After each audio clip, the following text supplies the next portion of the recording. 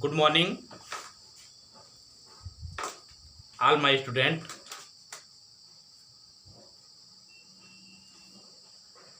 प्यारे बच्चों, मैं आप सभी का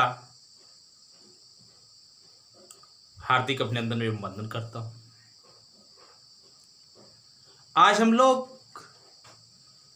कक्षा 12 से प्रोज का लेसन 2 ए फेलो ट्रेवलर, जो कि मिस्टर एजी गार्डनर के द्वारा लिखा गया है, का समरी में का हिंदी में समरी देखते हैं। समरी बताने के पश्चात अगले लेक्चर में हम लोग टीचिंग व्याख्या के साथ करेंगे। तो समरी पर जरा ध्यान दीजिएगा मेरे प्यारे बच्चों। इंटरमीडिएट के मिस्टर एजी गार्डनर रेलगाड़ी से यात्रा कर रहा था और उसे उसका प्यारा सा यात्री मिला, जिसने उसकी यात्रा को काफी आसान बना दिया। सारा समय कट गया, लेकिन लेखक ने कहा कि मुझे नहीं पता था कि रेलगाड़ी के डिब्बे में पहले कौन आया, मैं आया या मेरा सहयात्री आया, या हो सकता है कि वह रेलगाड़ी के डिब्बे में पहले से रहा हो, यह भी मुझे नहीं मालूम था। यह रेलगाड़ी जिससे आपका लेखक यात्रा कर रहा था, लंदन से चली थी और मिडलैंड टाउन नामक स्थान को जाना था, और एकदम फुर्सत वाली ट्रेन थी। उसे समय की कोई पाबंदी नहीं थी, समय के लिए किसी भी प्रकार का कोई टेंशन नहीं था। जब ये लंदन से चली तो एकदम खचाखच भरी हुई थी, लेकिन जैसे जैसे उपनगरीय स्टेशनों पर रुकती गई, यात्री एक करके दो करके उतरते गए। अंत में रेलगाड़ी पूरी खाली हो गई। लेखक ने सोचा कि केवल मैं ही रेलगाड़ी के डिब्बे में अकेला था। अब वास्तव में रेलगाड़ी के डिब्बे में अकेला होने पर स्वतंत्रता का बड़ा ही सुखमय ज्ञान था। आप जो भी चाहते सो अपनी इच्छा अनुसार कर सकते थे।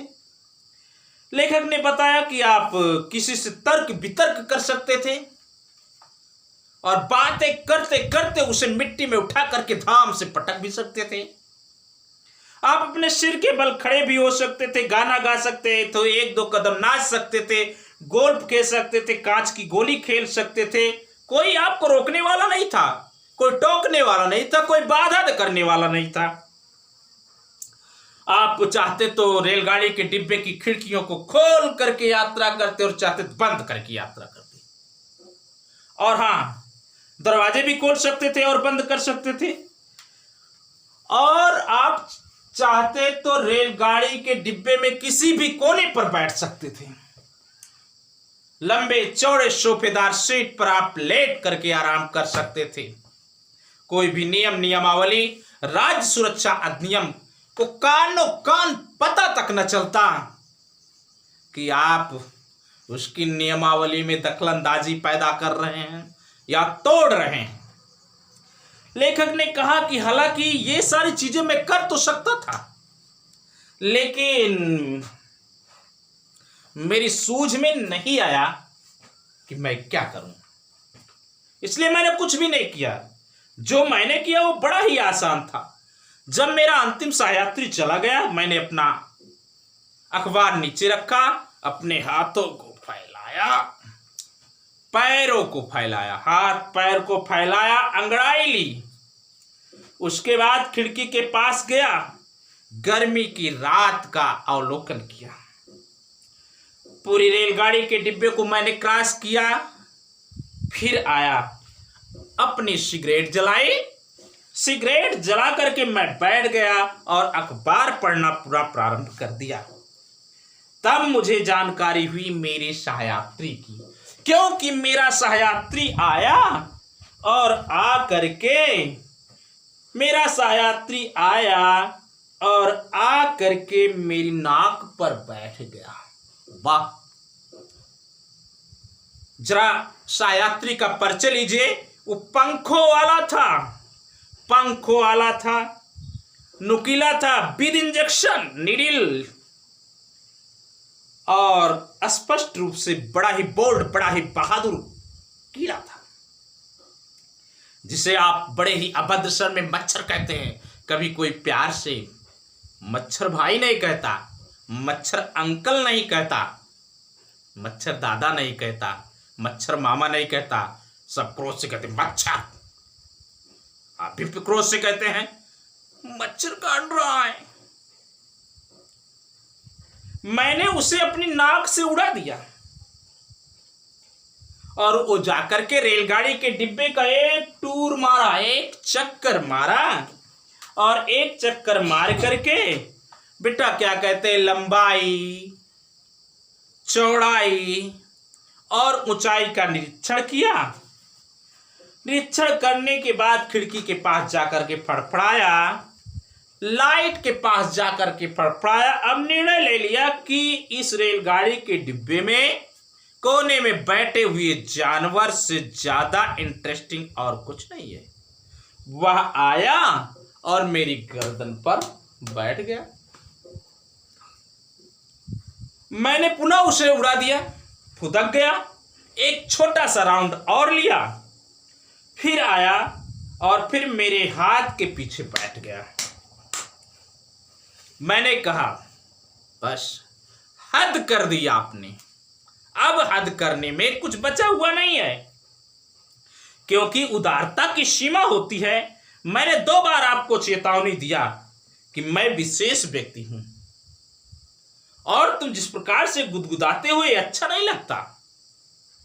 मैंने एक न्यायाधीश का रूप धारण किया और तुम्हें सजाए दिया मौत, क्योंकि न्याय को इसकी मांग है और अदालत आपको ये सजा सुनाती है मिस्टर मच्छर महोदय। और आपके ऊपर बहुत सारे अपराध हैं, बहुत सारे अपराध हैं। अपराध नंबर 1, तुम आवारा हो। अपराध नंबर 2, तुम लोगों को नुकसान पहुंचाते हो। अपराध नंबर 3, तुम बिना टिकट यात्रा कर रहे हो। अपराध नंबर 4, खून चूसने का तुम्हारे पास कोई लाइसेंस नहीं है। इन सारी अपराधों के होते हुए बहुत सारे छोटे छोटे अपराधों के तहत तुम्हें सजाए मौत दी जाती है। मैंने बहुत ही तेज से जोर लगा करके अपने दाहिने हाथ पर दे मारा। उसने मेरे आक्रमण को चकमा दे दिया, उड़ गया भाई। मैंने बेइज्जती महसूस कर ली, मेरे अंदर गर्व घमंड आ गया और मैंने उसे का पीछा किया, अखबार से खदेड़ खदेड़ करके मारा, हाथ से मारा, सीट पर कूद कूद करके मारा और नहीं मार पाया। अंत में बिल्ली की तरह चुप मार करके बैठ गया। इंतजार किया, जब वो लाइट से नीचे उतरा मैंने झपट करके मारा, नहीं मार पाया। जब नहीं मार पाया सब कुछ मेरा बेकार हो गया, सारी मेहनत पर पानी फिर गया। मैंने कहा कि वह मेरे साथ खेल रहा था, खुला खेल खेल रहा था, चतुर बैल की तरह परेशान कर रहा था। वह मेरे साथ आनंद लेना चाहता था, यही कारण था कि उसने मेरे आराम में हस्तक्षेप किया। प्यारे बच्चों, एक ऐसा खेल जिस खेल में एक छोटे से प्राणी को एक बड़ा प्राणी खदेड़े, ऐसा खेल खेलना चाहता था जिस खेल में वह निपुण निकला और मैं क्या कहते मूर्ख बन गया। मैंने उसके साथ अपना रिश्ता खोजना प्रारंभ किया। आप तो जानते हैं कि जो स्पष्ट रूप से कीड़ा था, कीड़े से ज्यादा कुछ भी नहीं था। मेरे हृदय में उसके प्रति उम्मीद जाग गई, क्योंकि मैं उसका सम्मान करके ही अपनी प्रतिष्ठा को वापस पा सकता था। अंत में मैंने कहा कि अब मैं तुम्हें मार नहीं सकता हूं, क्योंकि उदारता और दया मानव के सबसे अच्छे गुण है, और इन दोनों गुणों का अभ्यास करके मैं अपनी खोई हुई प्रतिष्ठा को प्राप्त कर सकता हूं। क्योंकि उस समय मैं एकदम बेहुदा प्राणी था, एक हंसी का पात्र था, जो कोई भी मुझे देखता केवल और केवल हंसता। मैंने कहा कि अब मैं तुम्हें नहीं मार सकता हूं, बल्कि मैंने तुमको जीवन दान दिया।